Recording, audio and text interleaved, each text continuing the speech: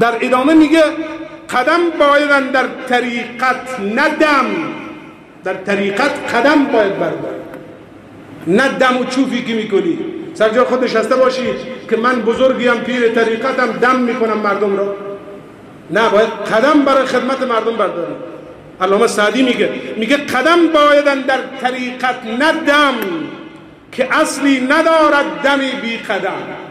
دمی که بی قدم باشه، دم و چوفی که تو گامی بر نداشته باشی در راه خدمت برای مردم، او فایده من نیست. علامه اقبال چی میگه؟ علامه اقبال یک زمان میاد به افغانستان برای شاه امان الله شیری میگه. شاه امان الله شاه افغانستان میگه سروری در دین ما خدمتگری است. بزرگی، سروری، پادشاهی در دین ما مسلمان ها خدمتگری است، خدمت مردم، خدمت خلق. عدل فاروقی و فقر حیدری است. عدل عمر فاروق را داشته باشی تو خدمتگزار هستی.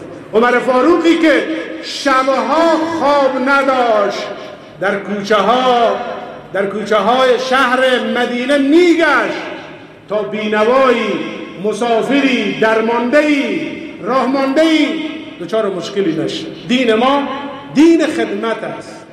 سروری در دین ما خدمتگری است. قابل توجه بسیاری از مسئولین عزیزی که خدمتگزار هستند، الله از اونا قبول بفرمایه.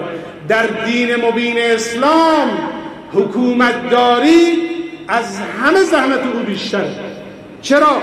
چون در دین ما حکومتداری از دید قدرت دیده نمی شود، از دید برتری و فوقیت دیده نمی شود.